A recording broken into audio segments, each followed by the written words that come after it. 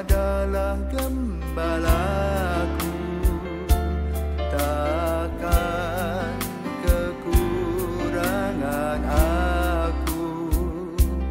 Ia membaringkan aku di padang berumput hijau. Saudara-saudari yang terkasih di dalam Kristus, selamat pagi.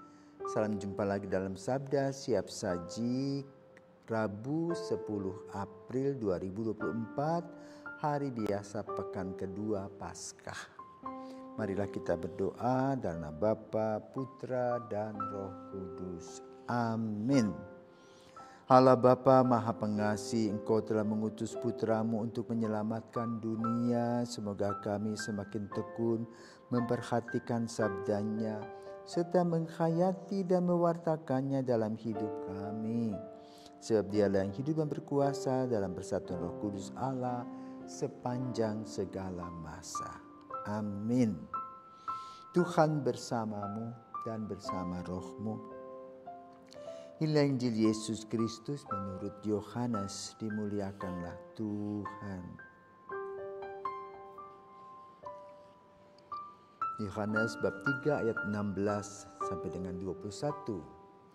Dalam percakapannya dengan Nikodemus, Yesus berkata, begitu besar kasih Allah akan dunia ini sehingga Ia telah mengaruniakan anaknya yang tunggal, supaya setiap orang yang percaya kepadanya tidak binasa, melainkan beroleh hidup yang kekal. Sebab Allah mengutus anaknya ke dalam dunia, bukan untuk menghakimi dunia, melainkan untuk menyelamatkannya. Barang siapa percaya kepadanya, ia tidak akan dihukum. Tetapi barang siapa tidak percaya, ia berada di bawah hukuman, sebab ia tidak percaya dalam nama Anak Tunggal Allah. Dan inilah hukuman itu, terang telah datang ke dalam dunia, tetapi manusia lebih menyukai kegelapan daripada terang.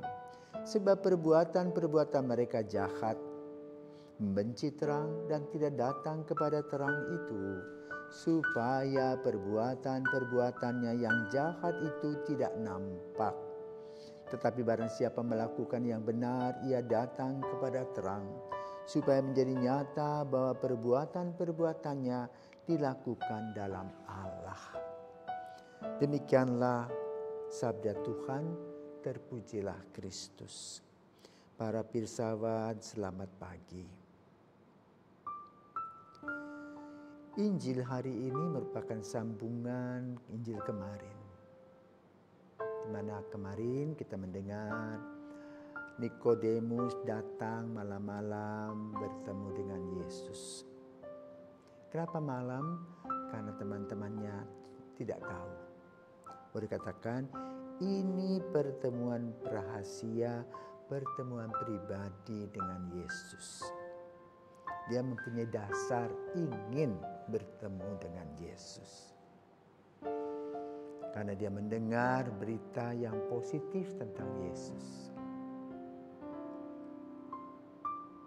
Perjumpaan dengan Yesus melahirkan sebuah pandangan baru tentang siapakah Yesus. Maka pada hari ini Yesus menguraikan tentang kedatangannya. Nah, kita belajar seperti seorang yang belum tahu komputer, ya, aplikasi-aplikasi yang apa yang harus dibuat dan sebagainya. Tentu kita mengikuti apa yang dikatakan atau syarat-syarat, misalnya membuka aplikasi A, membuka aplikasi B, kita belajar. Demikian pula Nikodemus ingin tahu apa sih yang menyebabkan Yesus itu melakukan hal-hal yang luar biasa, menyembuhkan orang dari sakit, kerasukan setan, memberi makan begitu banyak orang, dan dia kini mendapatkannya. Karena kata Yesus apa? Allah mengutus anaknya ke dalam dunia bukan untuk menghakimi dunia, melainkan untuk menyelamatkannya. Dia dapat satu statement. Kedua, Allah telah mengirim mengaruniakan anaknya yang tunggal kepada setiap orang yang percaya kepadanya. Yang dua. Ketiga, barang siapa percaya kepadanya, ia akan selamat. Keempat, yang tidak percaya tetap hidup dalam gelap. Kenapa? Yesus adalah terang yang datang ke dalam dunia. Namun setelah dia bersama-sama dengan manusia, Yesus melihat bahwa manusia cenderung melaksanakan atau menikmati kenikmatan-kenikmatan duniawi, hidup dalam kegelapan dan tidak mau dalam terang. Oh, begitu. Ya. Maka Nikodemus dengan puas dia pulang. Lalu apa yang disisakan dari perjumpaan Nikodemus dan Yesus pada hari ini? Yaitu rumusannya. Jadi yang kita harus tahu bahwa Yesus adalah putra tunggal Bapa yang diutus ke dunia karena kasih karunia Allah, di mana manusia penuh dengan noda dosa, dan Yesuslah sang juru selamat, sang penebus. Dan perlu diimani, percaya ya, dengan iman yang ada kita akan selamat. Kenapa? Dengan percaya kita akan mendengarkan arahan-arahan yang dibuat oleh Yesus. Dan itu kemudian dibentuk dalam satu institusi yang disebut agama. Dan Yesus dalam membentuk paguyuban itu melalui memanggil para murid Petrus dan Andreas serta kawan-kawan yang kemudian berjumlah 12 orang, bahkan juga ada 70 murid. 12 murid ini bersekolah pada sekolah Yesus, informal dan non-formal, juga formal. Melihat, mendengar apa yang disabdakan, apa yang didoakan, apa yang dilakukan. Maka Yesus mempunyai satu visi, kerajaan Allah.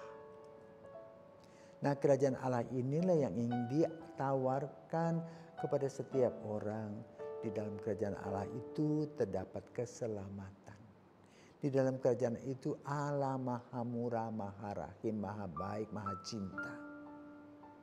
Bahkan dalam kerajaan Allah itu Allah memberikan kita seorang Goel, yaitu penebus, Yesus Kristus, untuk menjadi kurban pemulih kita dengan Bapa di surga.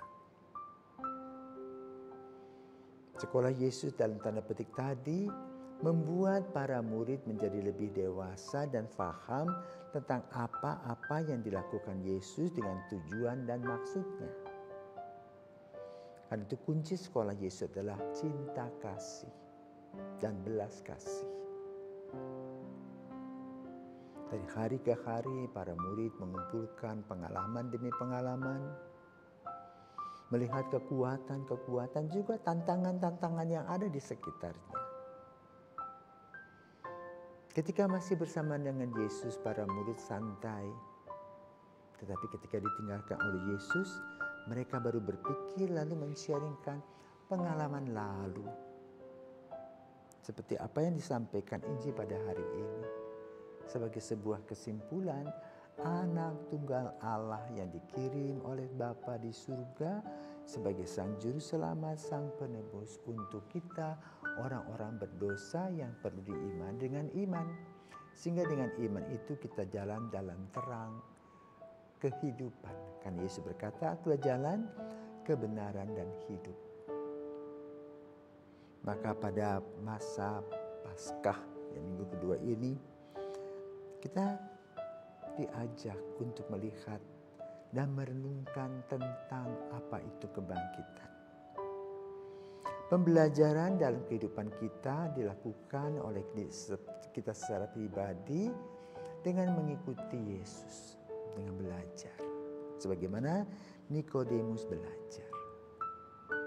Melihat hal-hal baru yang dapat kita cerna, kita pikir, kita juga renungkan agar semuanya berjalan dengan tenang dan melahirkan damai sejahtera. Perjumpaan Niko dengan Yesus melahirkan juga persahabatan, to take and give, saling menerima dan memberi. Dan persahabatan itu tetap kental. Dan Yesus menyisakan pelajaran bagi kita yang begitu banyak kelompok-kelompok agama di mana kita harus berdialog dengan mereka. Nikodemus telah memberi kepada kita cermin kerendahan hati karena dia datang kepada Yesus untuk mendapatkan begitu banyak pencerahan. Maka mari saudara terkasih, kita juga terus belajar dan menggali nilai-nilai apa yang perlu dipegang sebagai sebuah kekuatan. Apa yang kita harus pegang sebagai kekuatan sebagai seorang Kristiani? Yesus wafat, Yesus bangkit, Yesus menyelamatkan. Dengan konsep tadi, Putra Allah yang tunggal, yang datang ke dunia, yang diutus oleh Allah menjadi juru selamat. Itulah panutan kita. Maka kita selalu berdoa dengan mulai dengan tanda salib di mana kita mengatakan Bapa, Putra dan Roh Kudus. Satu kesatuan yang intim yang saling bahu-membahu, saling mendukung dan membesarkan kasih-Nya kepada kita. Selamat merayakan Paskah dan menikmati kasih Tuhan. Sebagaimana Nikodemus yang datang kepada Yesus dan mendapatkan rumusan-rumusan kasih itu yang dia bawa pulang dengan hati yang gembira. Dan kita pun juga yang sudah dipilih oleh Yesus menjadi saksinya, saksi Kristus yang penuh dengan kegembiraan memberitakan kabar gembira. Dalam kehidupan kita sehari-hari, dalam proses jatuh bangun, tetapi tetap bersama dengan Yesus. Selamat Paskah.